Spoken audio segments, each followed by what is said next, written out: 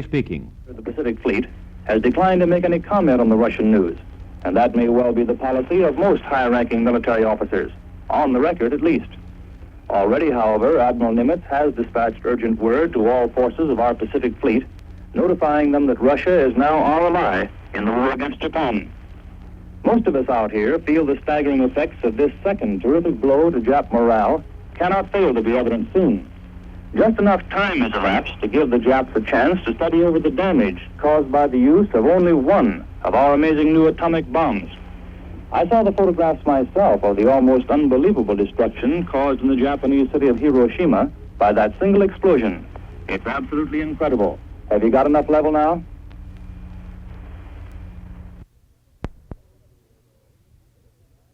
Hello, WHO. This is Jack Shelley speaking from Pacific Fleet headquarters on Guam. The big news that Russia had declared war on Japan reached Guam in the dim light of early dawn at about 5 o'clock in the morning. As people all over this island woke to hear the news, their reaction was in practically every case the same, a reaction of delight and a feeling that it can't be much longer now. Admiral Nimitz, commander of the Pacific Fleet, has declined to make any comment on the Russian news, and that may well be the policy of most high-ranking military officers, on the record at least.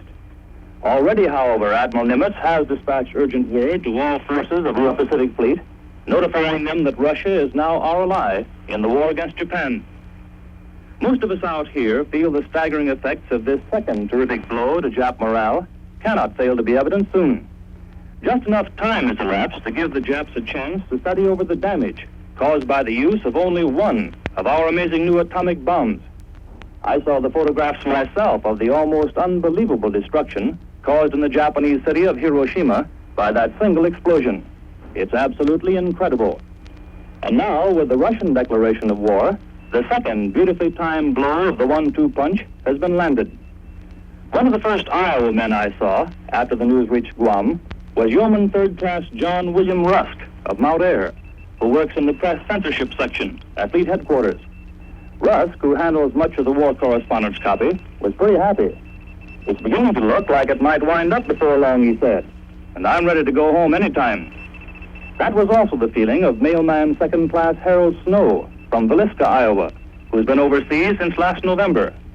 Snow, who has a wife and 7-year-old son in Villisca, said this has really boomed his hopes that somehow he might get home by Christmas. Then I perked to Commander Robert M. Swihart, the Assistant Chaplain of the Pacific Fleet. Chaplain Swihart's hometown is Grundy Center, but his wife and baby are living in Iowa City at present. Swihart was chaplain of the Navy Pre-Flight School at Iowa City for 16 months, leaving the States to come out here in the spring of 1944. Like everyone else, the chaplain heard the news about the Russian declaration of war against Japan when he woke up this morning. It came as a very pleasant surprise to me, he said. It seems that all the world is lined up against Japan now. I think it means only one thing. They can't last too much longer. It looks like a good thing for everybody. Chaplain Swihart went on to say, I haven't had a chance to get reactions of many of the men yet this morning, but with those I have talked to, the first impression is a personal one, but very natural. Boy, they say, it looks like I'll get home sooner. When you boil it down, that's what it seems to mean to most of the people out here. Chaplain Swihart's report on reaction tallies exactly with that which we war correspondents have found among all the persons we have talked to this morning here on Guam. The military effect of this great news is obvious. The great land area of North China, where the Japs may have intended to fight on, even if their homeland itself was conquered, is now exposed to the smashing force of the Russian army. The Japs know all too well the power of that army. Among other things, they have painful memories of what it did to Japanese troops in that undeclared war on the Manchurian border a number of years ago. For months, Japan's plight has been hopeless. The entry of Russia against her, plus British and American might, and the new atomic bomb, make it even worse than hopeless for her. Out here, we find it hard to see how even the most fanatic Jap warlord can fail to see that. And out in this Pacific area, as all the Iowa men I have talked to this morning testify, the whole business adds up to this wonderful possibility. Maybe it's about over now. Maybe these Americans who have been away so long will get home at last. That's what counts with the fighting men. I'm sure that's what counts, most of all, with you back in the States. who have been waiting so eagerly for their return. But remember, it is still for the Japs to say when they will quit. We should know the riddle of their reaction soon. This is Jack Shelley on Guam. I return you to Des Moines. Guam for Jack Shelley.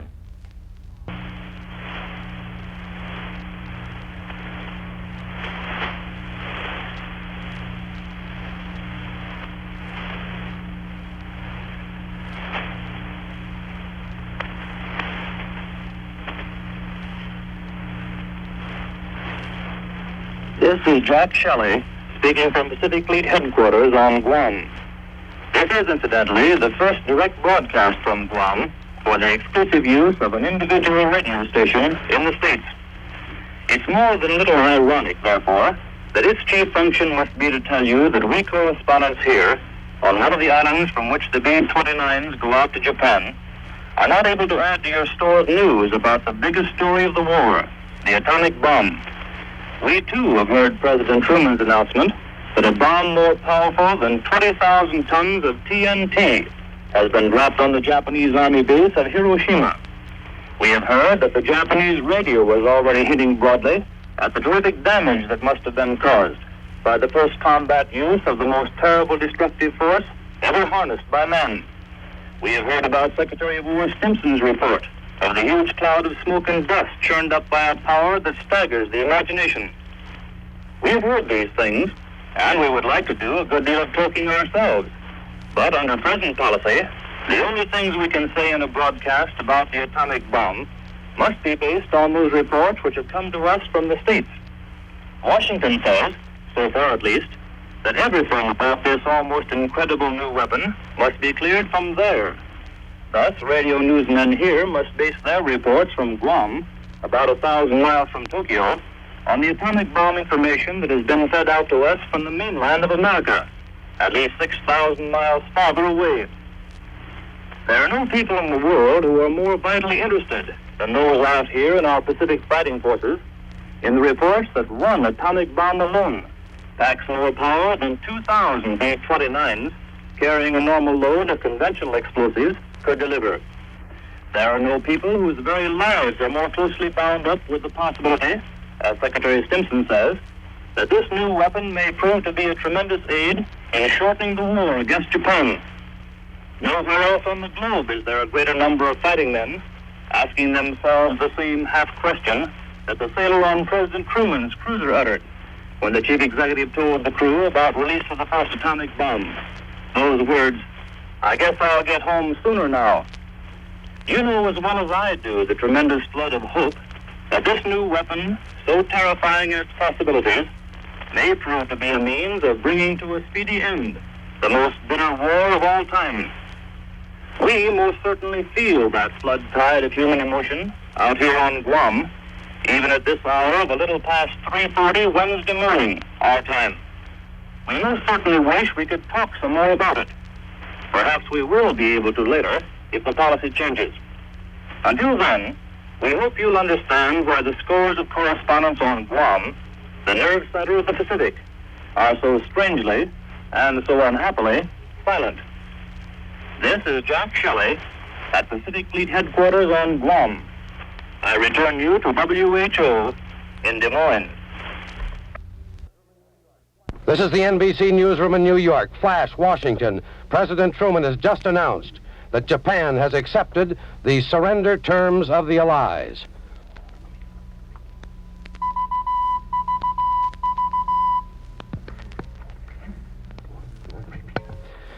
We are repeating from the NBC newsroom in New York a flash which has just come to us from Washington.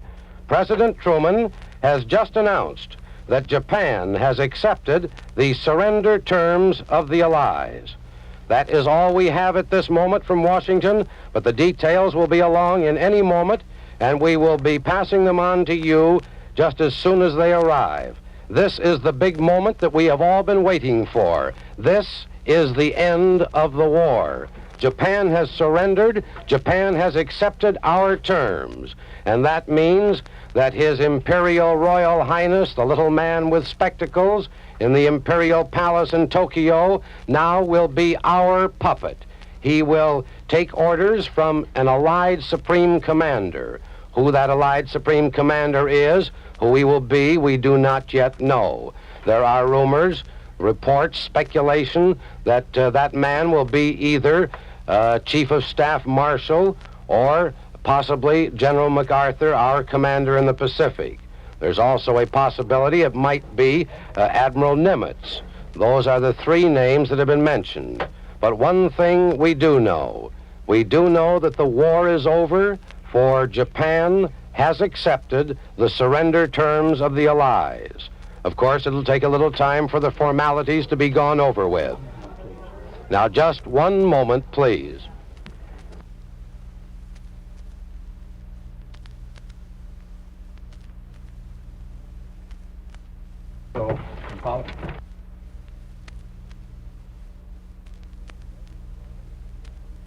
Ladies and gentlemen, this is the NBC newsroom in New York again. The flash which I just read to you, the flash from Washington, that President Truman had announced that Japan has accepted the surrender terms of the Allies, is now being held up for a moment. The bells on our printer machines out here are ringing now. That flash came to us from the United Press in Washington. We are now asked to stand by for a minute. We don't know what this all means. This is just more of the confusion that has existed for the last 48 hours.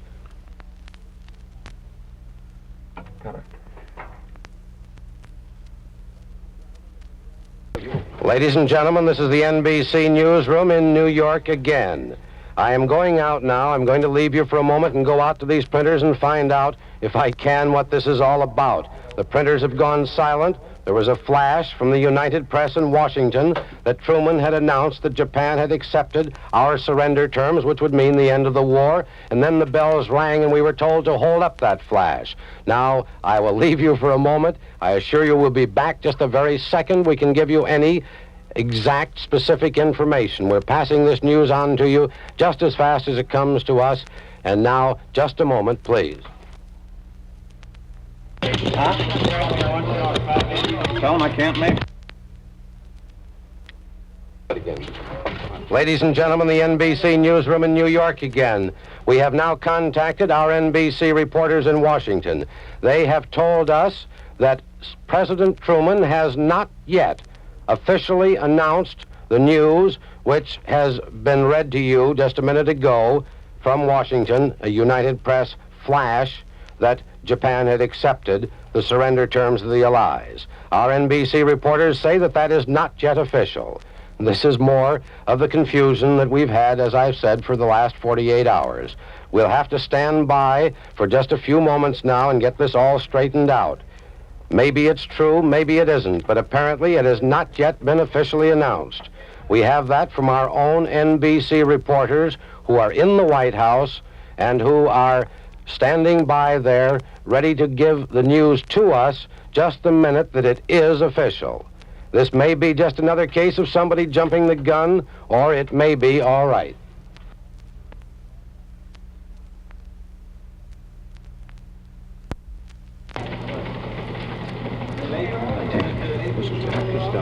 Ladies and gentlemen, this is Jack Costello speaking. I'm at the printer mic here in the NBC newsroom, and we're waiting for Robert St. John to come out of the other studio to speak to you. We're right over here at the teletype machines here in the newsroom. Here is Robert St. John. Ladies and gentlemen, this is Robert St. John again. You can probably hear these printer machines right beside me, and we have telephone lines open from our NBC newsroom to the White House. Over those telephone lines, Ralph Peterson, one of our very reliable NBC reporters in Washington, has just told us by telephone that President Truman has not yet given out this news. The news I refer to, you may have heard, is the news given to us by the United Press over one of our printers that President Truman had announced that Japan had accepted our terms. Now, just a minute. Here is a bulletin from the United Press that put out this original story. The bulletin says, editors, our Washington Bureau advises that they did not send the flash just transmitted on our leased wires. We are investigating to ascertain the origin. All I can say at this moment is that all is confusion. As they say in the Army, all appears to be snafu at the moment. We have been waiting for 60 hours for this flash. Just as soon as it came over the United Press machine, we passed it on to you because we knew how eager you were to know it the minute it happened. And there are millions of families of men off in the Pacific who are eager for this news, just as eager as all the free world is for it. But at the moment, all is confusion.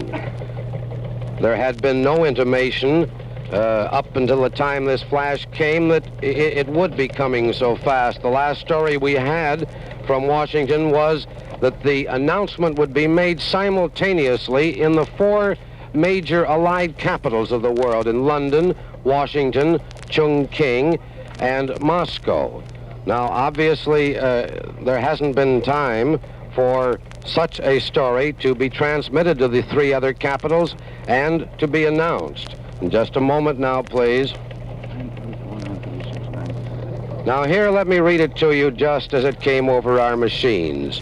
9:34 p.m. of Sunday night, August 12th, flash, Washington.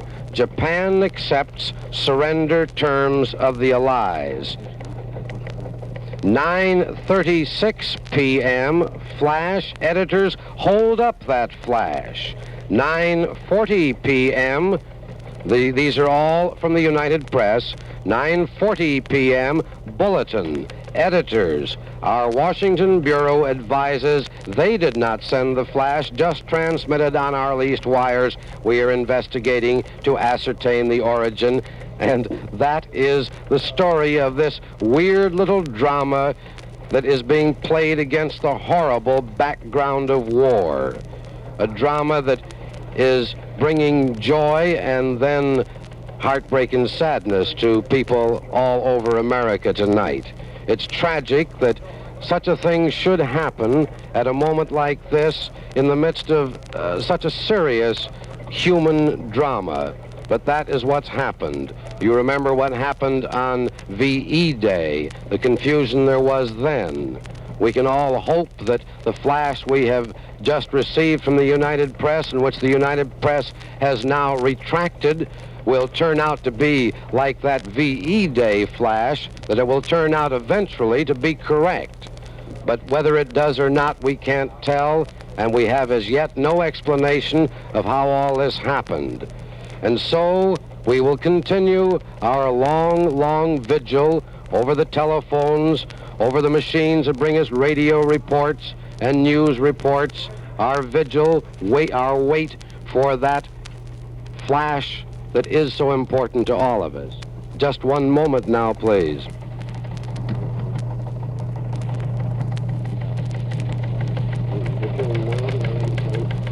And now, I think until we have something more specific, we will return you to your regular program, but let me advise you to keep tuned to your NBC station for all the later news. This is Robert St. John in the NBC newsroom in New York. Ladies and gentlemen, we've had another false start on our surrender of the Japanese tonight. About 10 minutes ago, a flash came over the wires, the Press Association wires, United Press wires, that said that the war, in effect, was over and that Japan had accepted the surrender terms of the Allies. Now, it turns out that that flash apparently is not true. Our own NBC reporters in Washington say that President Truman has not made any such announcement. The United Press informs us over their machines that their Washington Bureau says that they did not send the flash and that an investigation is going on. And so our long vigil, which is now stretched out for 60 hours, is still going on. The war is still being fought, and Japan, as far as we know, has not yet surrendered. Keep tuned to NBC for all programs for the latest news developments. Keep tuned to NBC stations for your later news. We're going to interview several more men from this base, including at least a couple who have taken part in the recent 800 bomber strike against Japan, the biggest B-29 attack yet against Nipponese territory.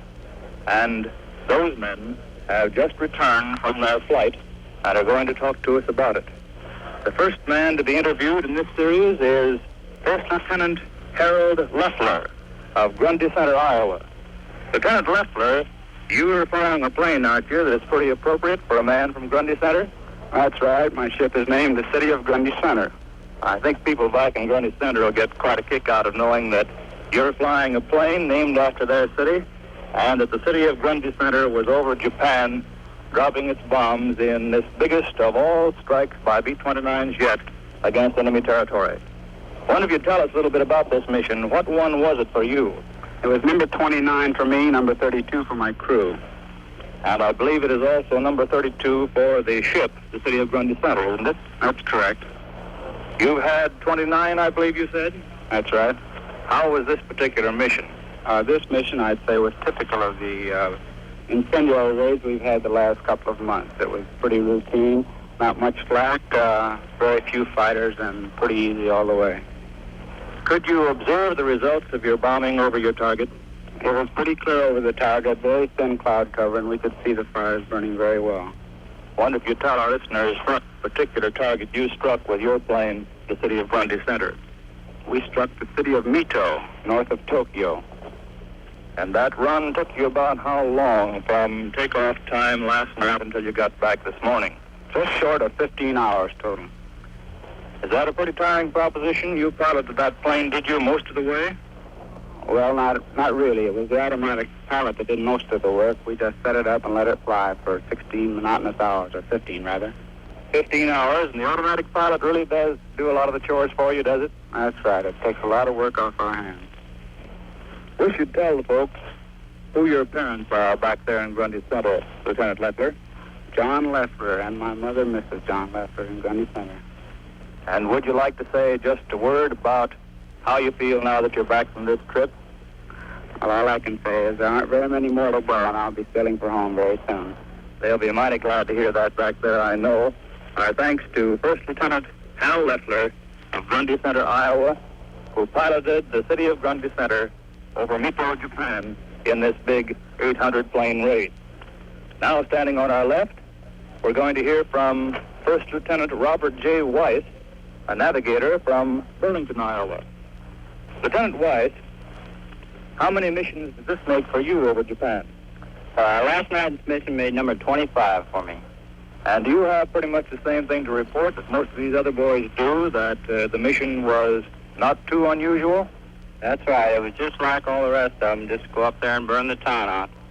And you did start a number of good fires that you could see? We were sort of trailing on the end, and the city was burning pretty good by the time we got there. Well, it was announced, I believe, that some 6,000 tons of bombs were dropped on various Japanese targets in this one raid, and certainly there must have been a lot of very heavy fires started. You said that you had had how many missions? 25. That means you've got 10 more to go. As a navigator, do you find it quite a problem on a long flight of this kind to Japan and back? Well, it's just mostly you have to stay awake practically all the time, and not the hard work, but you just have to be there. I suppose that a navigator has to stay on the job all the time, whereas on a return trip there are some crew members who get to take a nap, isn't that right? That's very right. Well, then you put in a good day's work, I know that. We're not going to take up too much of your time, but wish you would tell us the names of your parents back there in your hometown. Mr. and Mrs. Irvin H. Weiss of Burlington, Iowa. I know that they'd be interested to hear you say something about how you feel now that you're back from this, your 25th mission, I believe, and I know that they'd like to hear you say whether you're feeling pretty good. I'm feeling swell, and I hope to be home at the end of September to celebrate my birthday at home. Swell. I certainly hope you're able to do that. We want to thank you, First Lieutenant Robert J. Weiss of Burlington, Iowa. Next, we hear from First Lieutenant Norman E. Brake of Glenwood, Iowa, who is a precision instrument specialist on a B-29. Lieutenant Brake, how many missions did this make for you? 28. And how was your 28th mission as compared to some of the others? Well, I would say it was, well, the same as any of these burn jobs we go on. We've been on a lot of rougher ones, so. You've been on quite a few that were worse than this one. Well, yes, several. Tokyo, Nagoya, Osaka, Kobe, Kawasaki. I always get a bang out of listening to you B-29 boys reel off those names of Japanese cities.